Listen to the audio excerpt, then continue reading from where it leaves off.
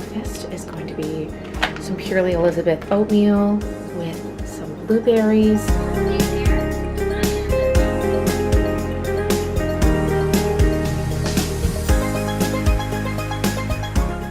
It is a dreary, dark, rainy, cold day.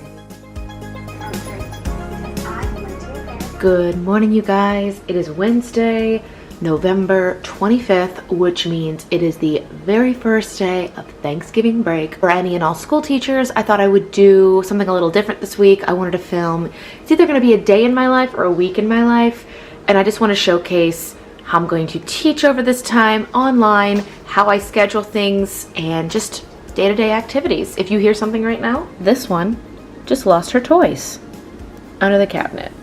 I'll help her out in just a second. You saw this morning that I got up, I had my coffee, my water, and I actually made breakfast. I had the Purely Elizabeth oatmeal with almond milk and blueberries and cinnamon. It was really good. I will admit that when I go to school, I actually do not have a good morning routine. It's literally get as much rest as possible. I don't have breakfast. I grab a can of coffee on the way out, and I will admit I don't even drink water until lunchtime, which is bad. These are all very bad habits. I do need to get into a better morning routine during school days, but today is not a school day. It is currently 9:06. I've got my first class of the day at 10 o'clock. It is a private class, so it is put together through me, scheduled through me, payroll done through me. I'll show you guys in a little bit how I get any of my classes fully booked. Right now in the world of Outschool, all of my ongoing classes are fully booked.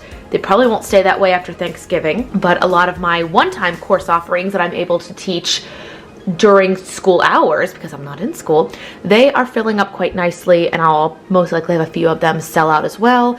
I want to show you guys exactly how I get my classes to be fully booked, what I do. Now, again, it's not a 100% success rate, but there are just certain things that I do because I don't always trust Outschool by itself to promote my classes. We're gonna start the day with a little bit of email, cleaning, and then I'll see you guys when I set up for my first class. Does anybody have any good advice for staying on top of your email? I feel like I am always drowning in messages. I don't know what it is. I've been going away at this for about 10 minutes. I've been canceling subscriptions, cleaning things out, responding to various things, and I still have 42 unread or unresponded to messages. What I'm gonna do right now is I'm gonna set a timer for 12 minutes. I'm gonna clean out as much as I can in that time, and then I'm going to set up for my classes. I didn't mention this earlier, but I'm not actually in pajamas. It is a laundry day and everything is upstairs washing. So this is actually my workout outfit today because everything is going to be clean.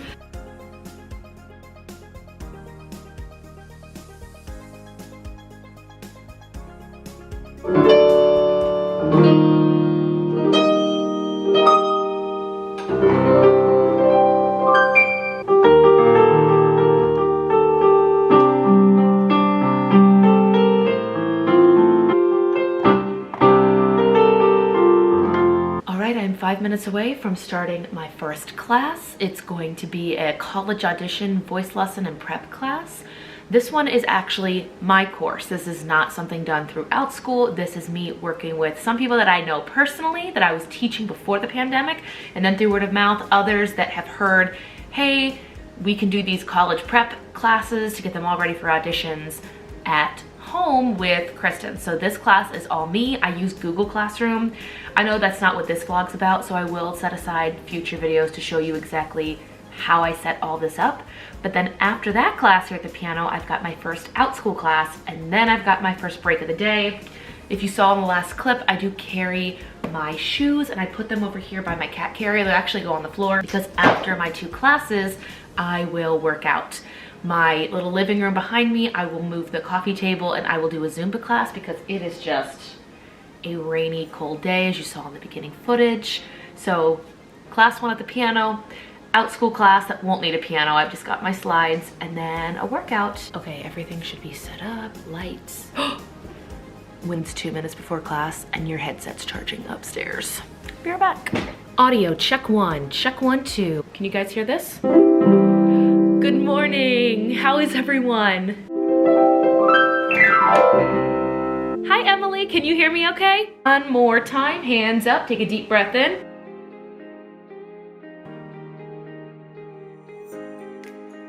One, two, three, four.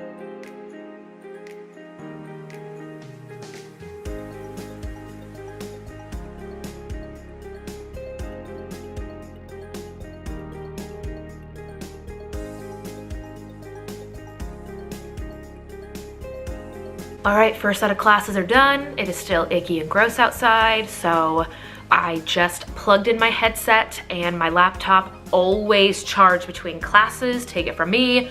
I've messed it up so many times. Charge between classes. Now I'm going to move my coffee table out of the way and I'm gonna do a 30-minute Zumba class, hoping to have like a 300-calorie burn, shower, have lunch, and then if I have time between that and my next class, I'm gonna talk to you guys about booking your classes.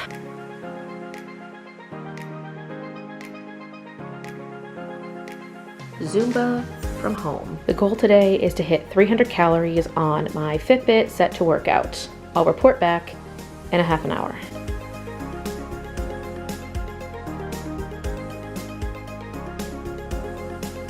$309 calories in under 35 minutes. Good workout. Now, since I'm all dirty and gross, I will run the vacuum and sweep before showering and then lunch.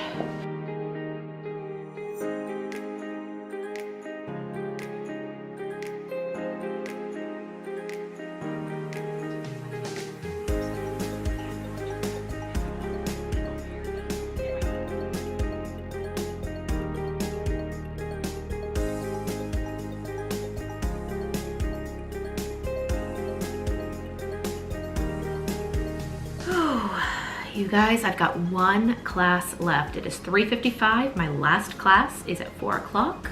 It has been a long day. This is my first day of Thanksgiving break, but I really wanted to do classes today and on Black Friday because, I mean, we're going to be quarantined anyway. We're not going anywhere, so why not pass the time? These kids are home too, so let's just do it. When was my first class? It was 10 a.m., so prepped at 9:30. So I will have worked 10 to 4:30 with obviously a break to work out and shower. So blessed to be able to work out in the middle of the day. Respect to the people that can do that before work. I can't do it. But I had a student in my 2:30 class and they loved the class, and as they were leaving, I heard the mom say, "I got it for you." And the student looked in the camera and goes, "Kristen, I'll be at your 4 o'clock class too." That's amazing. These classes have nothing in common, but I'm excited to have them. It's gonna be great. If you follow me on Instagram, which you totally should, I have been doing an experiment. I've been kind of working with the Outschool scheduler, which is a part of the website that tells you when you should host classes because there are more kids online versus when I think I should do classes. And so far, I seem to be winning. Not that it's a contest or a competition, I just think it's interesting. But two of my classes I taught today, one class I taught twice today. I did once in the morning and once in the afternoon. The one in the morning, I had 4 learners. The one I just finished, same class, different time, I had 8 learners. So here's what I do. I will get my slides ready. I will log in so that I know that Zoom is working. I will share the screen, then I will mute the camera and the sound. Now, the kids can't get in until I let them in, but if I don't mute the camera and the sound, when they go back to watch the class, they can see what you're doing. So just be wary. Once that camera's on, it's on. I also pull my shared, like what I'm gonna share, into its own window so they don't see any tabs. Just, they don't need to see that. No distractions. Share the screen, mute, and turn off the camera until it's time. I'll wait for Simon and the 3 others to show up for today's class. Also, I know it's much later in the day. I haven't seen you since my shower, or I haven't vlogged since my shower. This is day 1 of trying the curly girl hair method. I have never tried the curly girl hair method in my entire life, and I just kind of ran into it while I was searching for different ways to do my manicures. I have been trying to cut out expenses in my budget, so I cut out getting my nails done.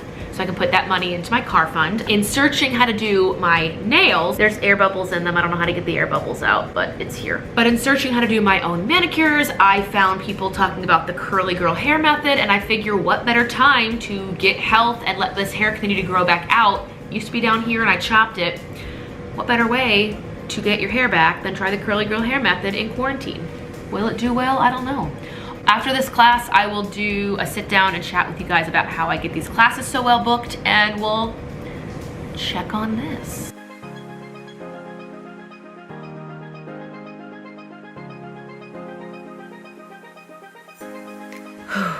Guys, classes are all done for today. It is now 5:03. I finished my last class at 4:30. Everything is now charging. I know what dinner will be. We actually keep like a magnetic calendar on the fridge so we know what will be for dinner, so there's no question. So I thought I would just take a few minutes here and talk to you guys about the different ways that I fully book my classes. This is not to say that every class I create and post gets fully booked, but I do have regularly scheduled classes every single week. They are all ongoing right now and they are all fully booked. It took me, I want to say 6 weeks from the time I posted the classes to getting them fully booked. And I'm going to tell you exactly what I did. There was no do these things and you get fully booked classes. These are just the things that I did, and I kind of took notes each week just to kind of see what things worked and what things didn't work. And I want to give you guys as much value in these tips as I can, so I'll explain them to the best of my ability. So here are my top 5 ways I have fully booked my classes. Number 1, you've heard me say this before, experiment with your class times. If you have a brand new course and you don't know when to offer it, try it 2 to 3 times a day and do it for a few days and then document, or you don't have to even document, you can just see it in your previous course logs on Outschool. They document the day you taught, the time, and how many kids. You can just go through and see, okay, my reading class or my circle time class did better at 10 a.m. than at 2 or at 4. You can just experiment and see what times work best with you. This also depends heavily on what age demographic you would like to teach. I know a lot of my friends that teach the little ones, their classes are normally in the mornings with a few sprinkled in the afternoons. Don't be afraid to experiment with class times. You don't have to know when you create the course, it's definitely an afternoon class or definitely a noon or morning or a weekend class.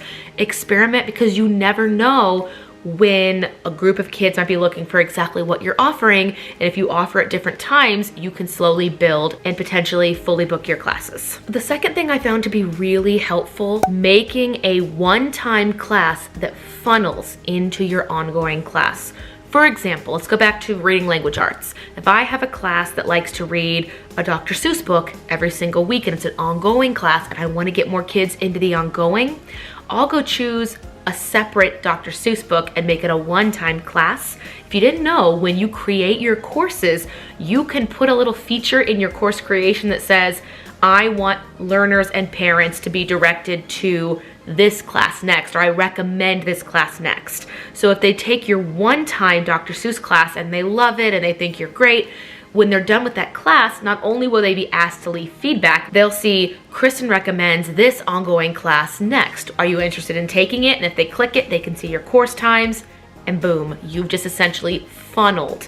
But what's fun about it is if they even sign up for your one-time class, you're getting paid, and then if they like that class, they can go sign up for your ongoing. This is not a for sure way to get buyers like they do in funneling sales. This is just a way I have noticed to get kids into some of my ongoing classes. Let's say they don't know if they're going to be good at piano or jazz history, and they take it as a one-time class, which I might make a fun trivia class or a did you know or a Kahoot or whatever it is. If they enjoy that class, I've got it built into that one-time course description that Kristen thinks this should be the class that comes next. And sometimes I get parents that write to me and say, you know, is this a good fit? Are there other times? And that's a whole other topic we'll get to later in this video. But creating a funnel. Let's say your favorite class is like a math class. Could you do a spin-off one-time class, make it really fun so when they're done, they can either leave a review or sign up for your ongoing, or in the best case scenario, they could do both. Today's tea is honey lemon ginger. It's some sort of a stash tea, and I forgot to put honey in it, so it's just Number 3 is to respond to all parent requests, even if you cannot give them what they're requesting. A lot of Outschool teachers have said to me, Kristen, I can't make that class, or I can't offer that time. I just don't want to reply at all. But you guys, replying shows them that you got their request. And even if you can't do it, you could say, that time really doesn't work for me. Is there another class time that would be available to you? Or do you see any other classes I'm offering that your learner might be interested in? I know in business, they say the customer is always right, but if you can't give them what they're asking, ask them for another form of availability or see if there's something else that you can help them with. Bottom line is, do not let your messages or your parent scheduling request go unanswered, even if you can't give them what they want.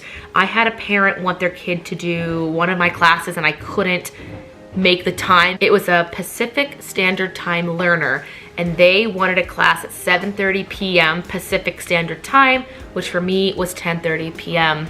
Eastern Time. So while I couldn't give them that, I wrote to them and explained where I was geographically, and we found another time that worked to take that class. That was a one-time class. That's what all my wives say.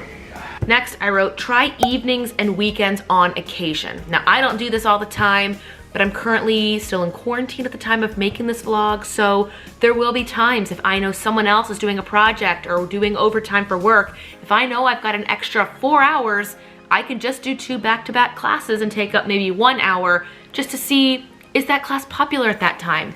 I once did one of my classes. Oh, what do I have right now? I have a parent scheduling request. I'm not gonna answer it now, but I will answer it.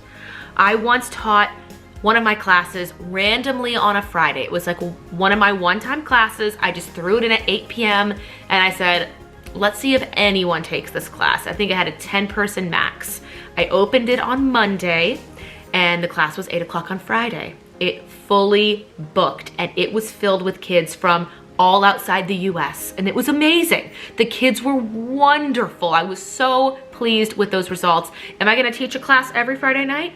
Oh no, but was it worth it to try a different time, see if it worked out? And some of those kids now I will see take 2nd and 3rd classes when I offer them, if it works in their calendar and their schedule. So it's kind of a nice way to get more reviews, get more classes under your belt, get more learners under your belt. And a lot of those kids gave such nice feedback. They let me know how they learned in their schools, procedures in their other Outschool classes, and it was just really cool. So if you can, like if you're still in quarantine and have the time, parents, please don't come for me.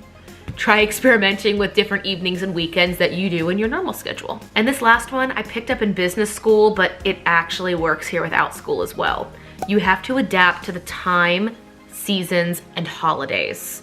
I really admire the teachers, regardless of their subject matter, that can adapt. If they know it's Christmas or the holiday season, a lot of history teachers I've seen online do this. They'll teach like the history of Christmas or Christmas traditions around the world, but they'll only offer that class during the holiday season. Or they will adapt to spring classes, summer classes. Summer camps are a big thing, so I know a lot of full-time out teachers that will adapt to their seasons because over time, they know their clientele, they know what the students will be looking for. A lot of them do trivia in their subject matter. I have a friend who's an art teacher, and when Easter comes around, they'll color like Easter eggs or do canvas paintings. Bottom line, be flexible. I've never met one Outschool teacher that just has a set of 10 classes that never has to change or evolve and they're successful.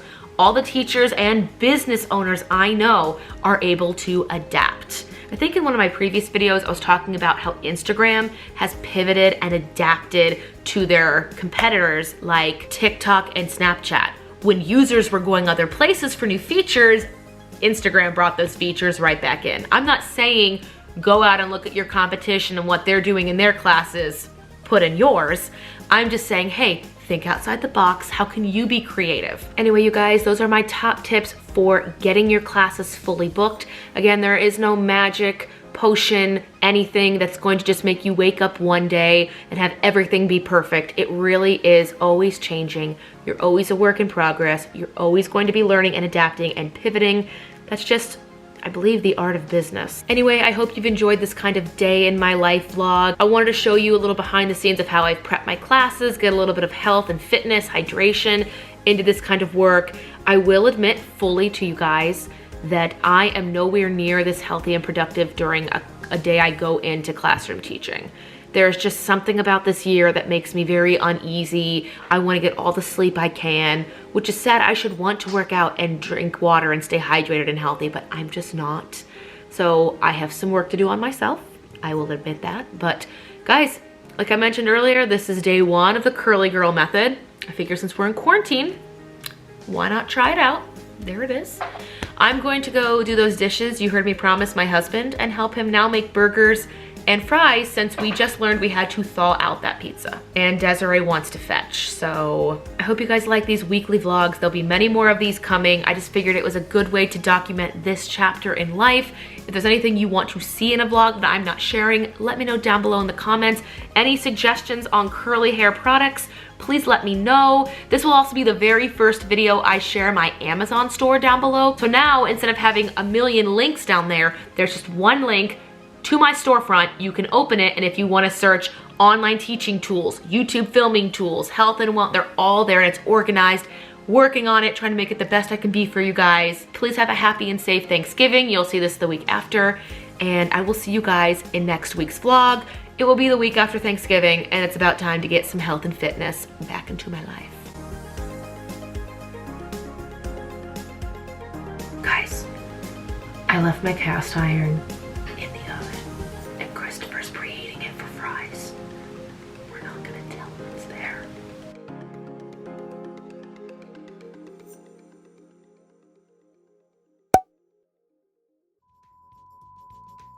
Hey you guys, I am so excited to announce that I have a Patreon going live this November. Okay, maybe you just have a few questions and are looking for options outside of paying for a full price course or masterclass. Well, this site is going to offer opportunities for teachers and entrepreneurs to gain access to online resources, group conversations with fellow remote teachers, and even one-on-one consultation with myself. We can evaluate profiles, discuss how to create and market your classes, scheduling options, taxes, and how to handle cash flow. There are also several different tiers at affordable price points, allowing teachers to pay only for the information that they want. So for all the educators moving their passions and teaching talents online, this entire site is for you. There is still so much learning to do, and now the world is your classroom. Check it out at patreon.com/theremoterestart.